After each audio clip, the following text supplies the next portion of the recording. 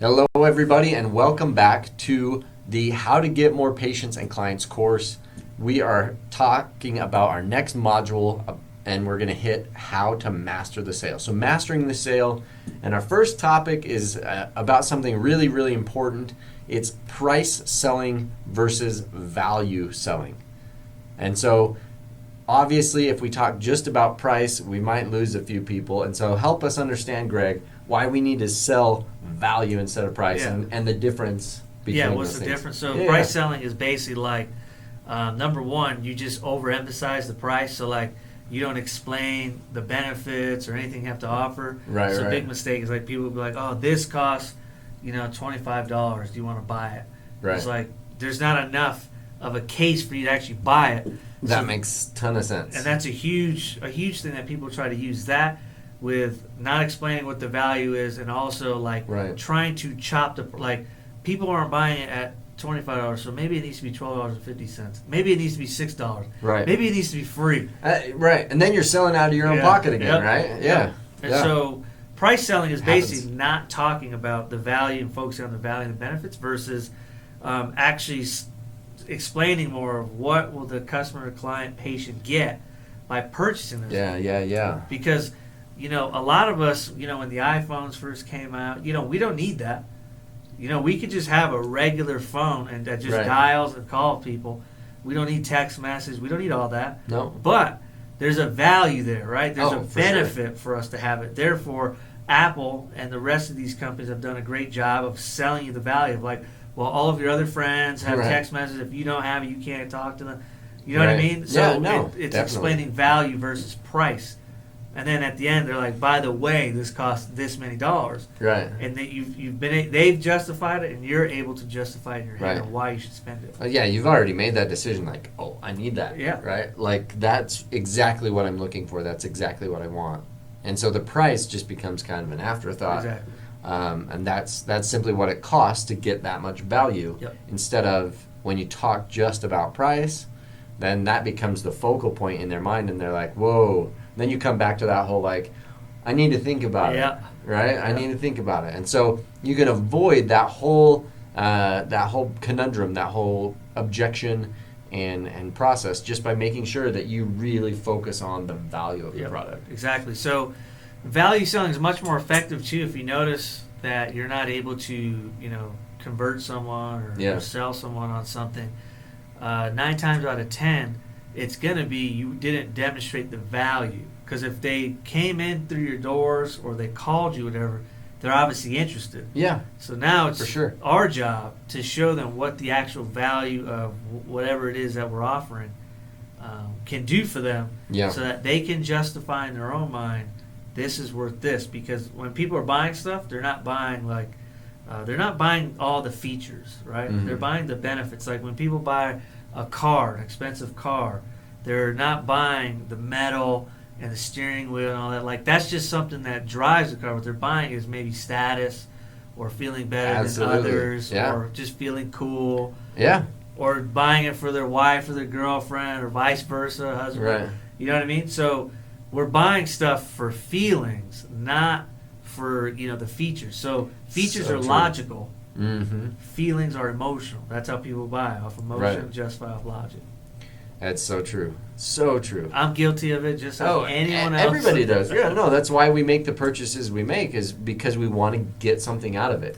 Yeah. There's some certain purchases that we make that are pretty basic, groceries or whatever. But even then, like, how do you choose between different certain things? A lot of the time it is more emotional than logical, right? And then we justify it by logic, like, well, these ones just taste better, right? Yeah. But there's usually some kind of emotional connection that you had from the time you were a kid as to why you like X cereal better than, this one. Yep. And so then we justify it why it is better. Exactly. But yeah, so true. And that same thing applies to, the fitness and health industry.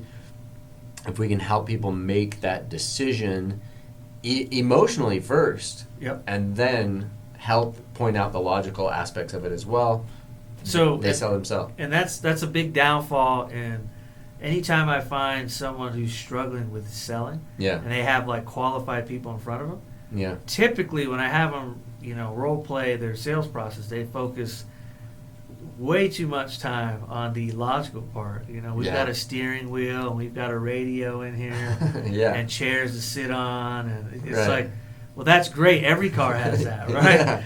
You have to be selling something different. Right. It's how does that car make you feel? How are you going to step out of that car when you get to work? Are you going to have more confidence to like be you? Yeah. You know? Yeah, it really does work to help people understand. And so from a healthcare standpoint and kind of that fitness standpoint, you're selling them on the new lifestyle that they're going to lead, or the new, you know, whatever health benefit or whatever thing that is their goal. So you kind of want to review their goals with them and be like, do you want to get this?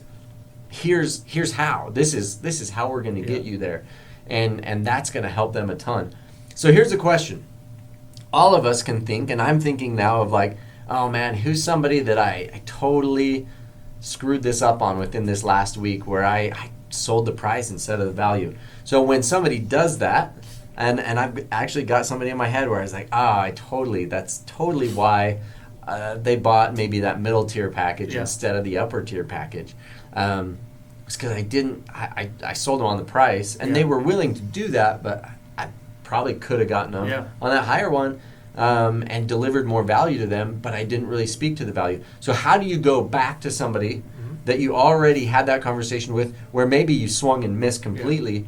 How do you go back and kind of salvage that? Yeah, so you follow up basically by just saying, number one, usually it's a mental fear to follow back up with something like that. Yeah. There's no rule that says you can't follow up and go, hey, you know what? You got this package, and I think you would actually do even better on this package. Right. I just wanted to bring it up and see if it's something you wanted to do. Okay. And there you go. You're asking another closing question. That's awesome. And so you would do that even a couple weeks or a couple days later? Perfect. You could do it one day later. You can do it months later. Okay. Because once again, there's no rule that says you can't say, you know, as long as you're direct, say, you know what, the more I thought about it, I think this program would be best. If you're able financially to do it, I think you should do it. Yeah. Okay. I love that. The way you phrase it is, it still puts it in their court. It's still their decision.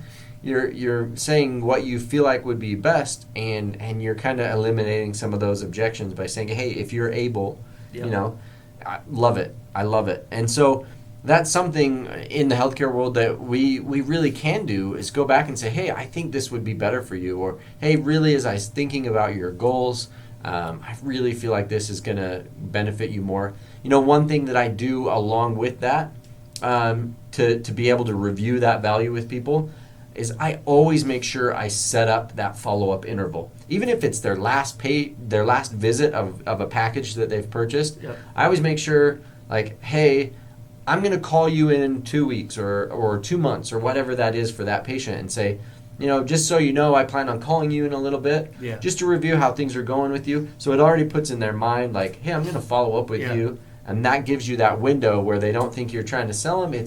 They're checking up on me. Exactly. Right? Exactly. So, and if you're open about, hey, I'm going to follow up with you, and you kind of set it up, they're going to be much more willing to talk about it. Right. And so that's been working for me really well lately. Even on just a one-off visit, where I set up that in their head of like, hey, I'm going to follow up with you. That opens the door to them being more open to that next sales process, and me being able to re-up them for some kind of service or product. So awesome stuff. Okay, if you have any questions about price selling versus value selling, let us know. I'm happy to answer those. But there you go, and we're going to talk a little bit more about how systems in your business can help you master the sale. That's our next video. Check it out.